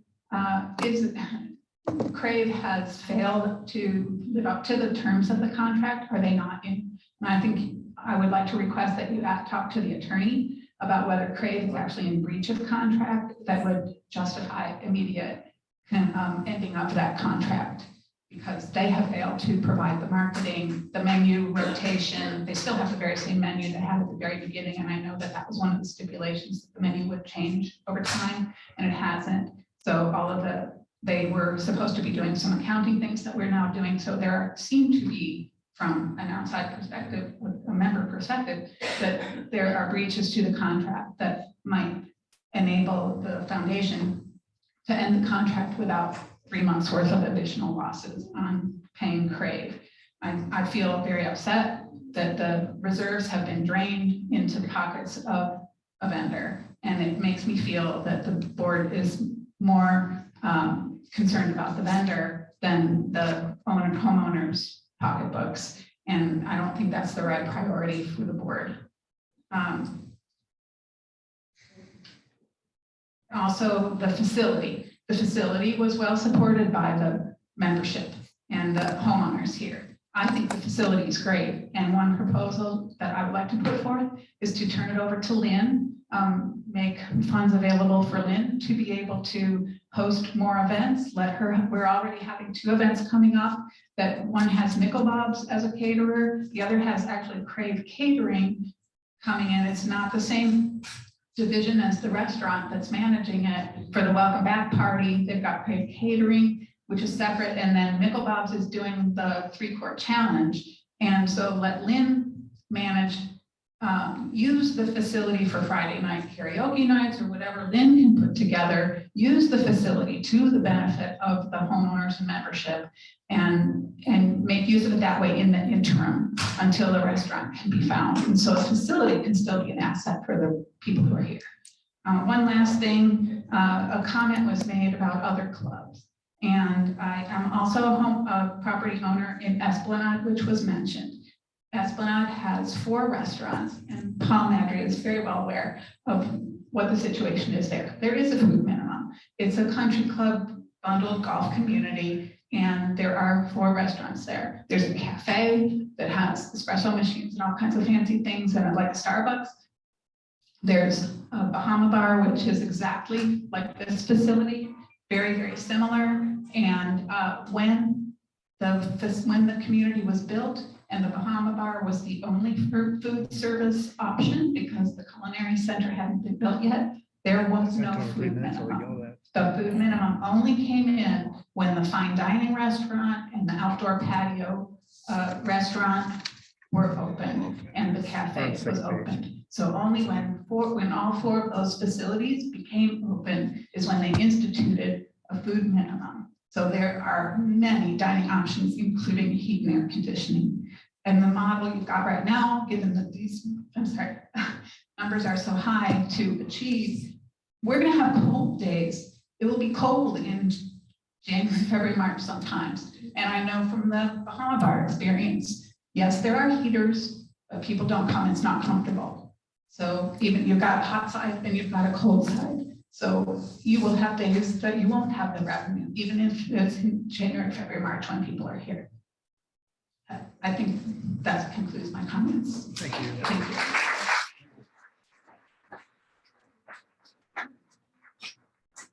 Richard, you're up.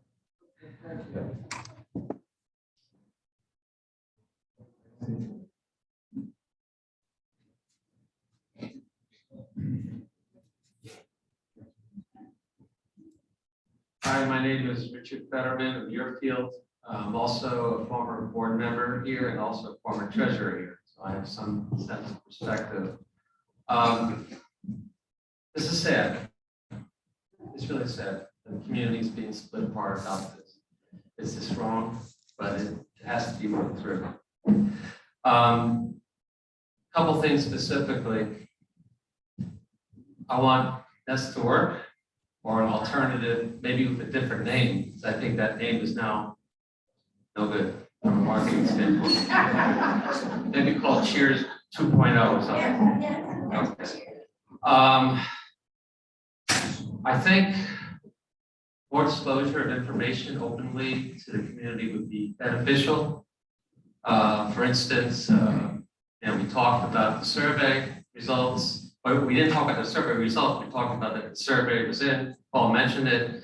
Well, people don't know that only 52% of the people like the food. That's another variable here besides the cost overruns. 52% of the people that responded. So consider that, I don't know, 200 some odd people. All right, the thing that gets me, there was a note that was sent out about the reason for the cost overruns of Nest. And it said, what, about 10 or 12% was due to labor cost overruns. But if you go back to the budget, it was expected that 37% of costs of this restaurant would be due to labor. August year to date, the number is 88%. Okay, so if you know how to manage and you're short on revenue, you have to cut the cost. You must manage it. We are not managing it. We're taking whatever information Craig gives to us and try to massage it. And I know Paul, boy, I wish you had more staff, really, to help you get as much information as you can to analyze this stuff. So that's the one number that really pops in my head, that really burns me up. I am happy at least for taking steps forward, at least investigate options to make that happen. I really don't want to see Craig, can't.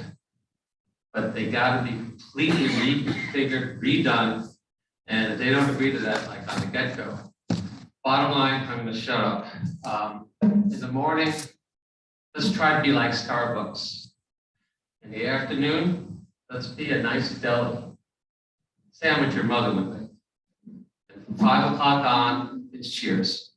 That will work, we'll make money. Alcohol makes a lot of money, coffee makes a lot of money, the rest, not so much. So I thank the board for their efforts dealing with this adversarial situation. I do believe that you will work through it to everyone's benefit. Thank you.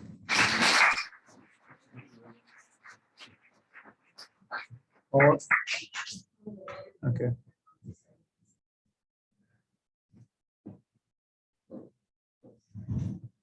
Arthur?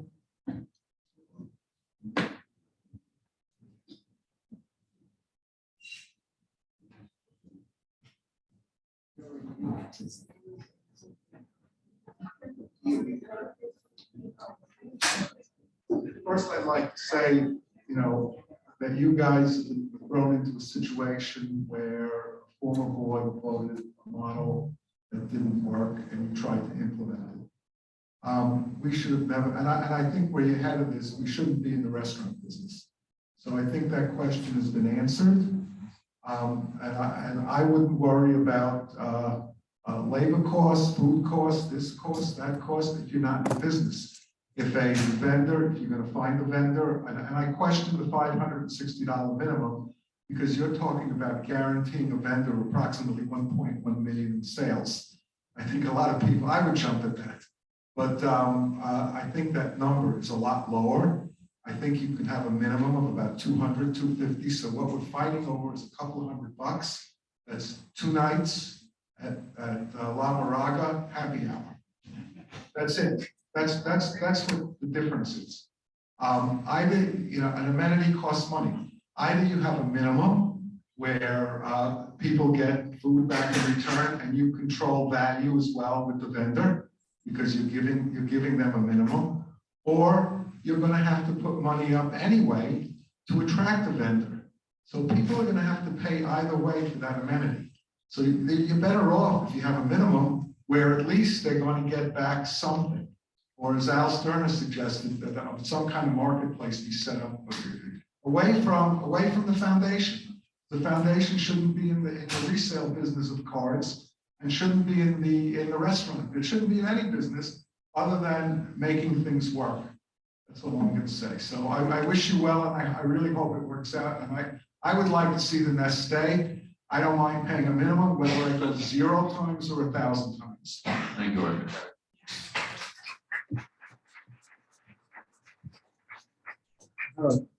I mean, read the next name, but it's at 971 Egrets Run, number 101. Is that you? Okay, thanks. What's your name, ma'am? Lily Shack. Thank you. My name on that list thinking it was for attendance, and I didn't realize it was for comments. But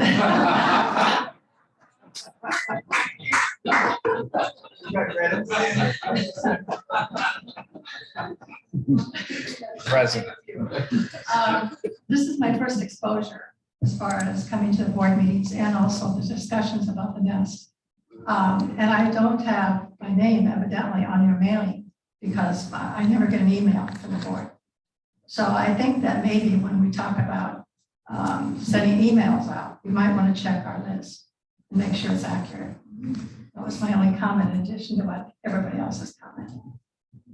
Please leave your email address with Paul. That's why I mentioned it at every board meeting to make sure members check with the staff to make sure you have your current information. Sometimes people who are signed up for constant contact, they accidentally log out and unassign themselves to the system. So just watch out for that. I'll check. Could we possibly make a note in the Pelican brief?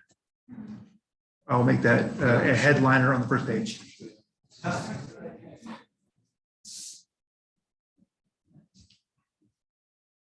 Oh, I'm sorry. Richard Drexler, you want to speak?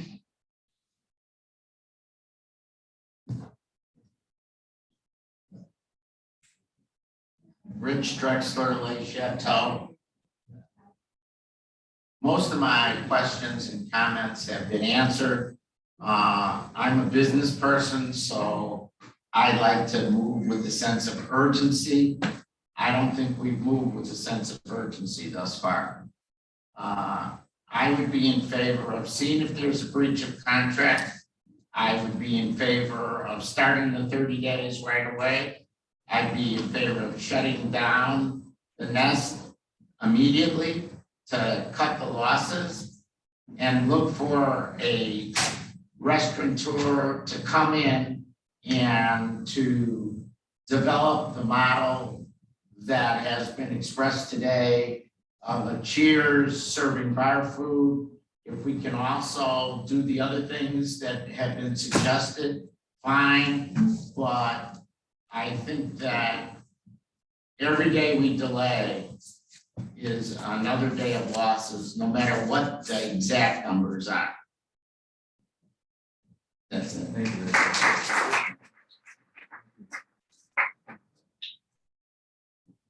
John, you want to speak? You walked up, okay. Wendy, is it Wendy out there? I can't read the writing here. The issues and questions have been addressed. I appreciate your work and the fact that you're going to try and make it work for us. I think it's a wonderful amenity that could work well. There's one other signature I can't read on here. If you put your name on the list and having it called, go ahead and go up to the mic. Okay, go ahead. Go ahead.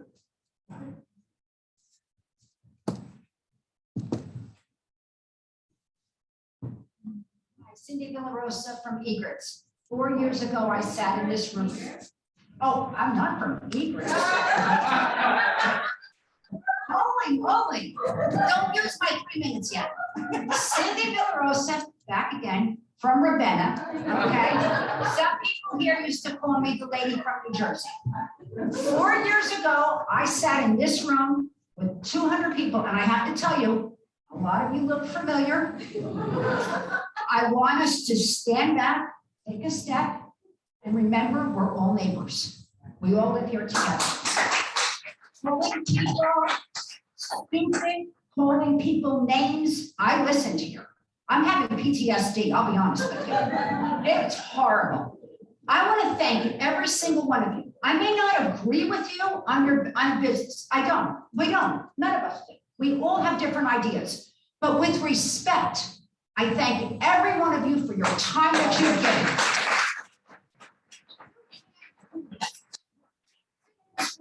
And you can't yell stupid, you're fired, get out. That's rude. You don't have to agree with everybody. This is what they're saying. They're asking for your opinion. They're not saying we're taking it, we're doing it. They're just being actually something they promised to do 4 years ago when they fought to be on this board. They had listening groups and they said, we're going to listen and hear you.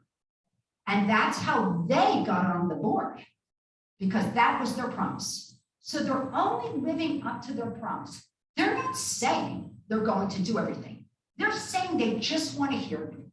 And legally, they're doing the right thing. I'm on the Ravenna board. And there are things you have to do. There are things you have to send out mail. You have to do email. They're following the rules in Florida statute. So I'm just asking you, when you're sitting back here, and I'm shaking right now because I had people curse me out. I mean, I won't even tell you the things that people said to me. And I refuse to sit here and listen to people scream at these people who are volunteering their time, who don't even get a flipping cup of coffee. So thank you. I appreciate everything you do. And I appreciate the fact that you're asking us, and then you are going to make an intelligent decision. Oh, I know you will. You have a committee, and you're going to make an intelligent decision on our behalf. So I just want to say.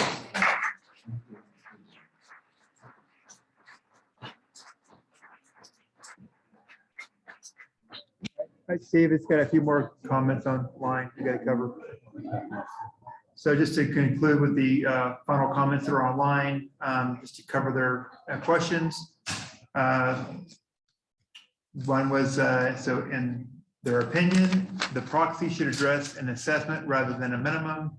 The assessment would be much lower than a minimum because it would fall 100% to the bottom line. Yes, if the amendment would include food and beverage, that's what, yes, it would be for food and beverage if a minimum is put forth. The point is being missed that a minimum or assessment increase is necessary when the fact the amenity is. Okay. Oh, thank you. Can the board clarify a line of credit has been taken out to support the actual or potential losses of the nest? A line of credit was taken out that is for a contingency in case something in the budget is not covered, but no, all the current losses in nest are being covered by the current operational budget. Why does the proxy vote? Why does this have to be a proxy vote and just not a plain vote? If the president truly wants a majority to make the decision, it shouldn't be a proxy. Well, that's how we get membership approval, is by proxy votes. That's how HOAs get votes.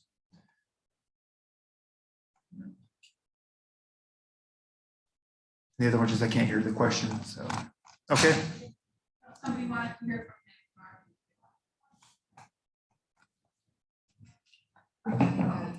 Okay. Have we gone through? Well, Everybody? okay. Can I say something? I have to say something again? Yes. Beth, do you want to come up to the mic? I just want to see you. I just need to say a couple more things and then I'll be done. Because like I said, I am on the restaurant oversight committee, so I feel responsibility to this community. And I have to apologize if I was emotional last time, but I have a lot going on in my personal life besides what has been said today, so I apologize. But, okay, first of all, I want to make it clear that I am for that restaurant. I think it's a great amenity for this. Let's speak in the community. microphone so people on Okay. Zoom can hear you. I think it's a great amenity for this community, is that restaurant. I just feel that the present contract is not correct, and I know it was made at a time when the conditions were different, so we can't look back. But I believe we need a different operator, because as somebody said, when revenues are down, what do? You don't just keep doing the same old thing and expecting different results. The population does go down here in the summer, we all know that. But maybe if the restaurateur could do catering on the side, so that we want them to make money. If we get somebody with skin in the game, we want them to make money. They can do catering through the foundation, catering privately. That would increase their revenue. So they'd be more willing to stay here. So that's what I wanted to say about that.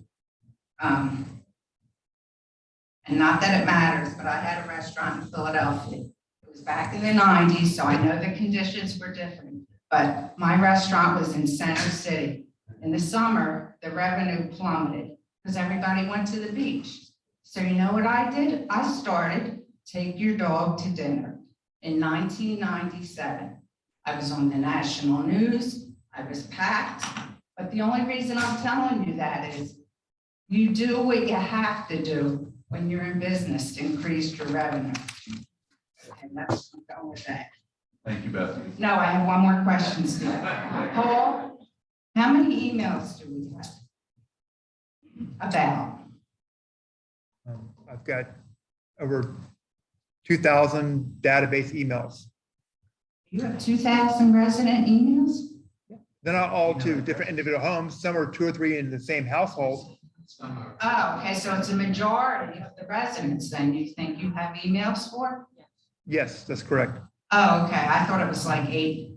I thought it was under 1,000. You have 2,000 emails. Mhm. Okay, because I just wanted to make sure, because I received Steve's letter and it was great, but if we don't have a lot of emails, people didn't get it. So I just wanted clarification on it. Thank you. Thank you. I will entertain a motion to adjourn. Second? We are adjourned.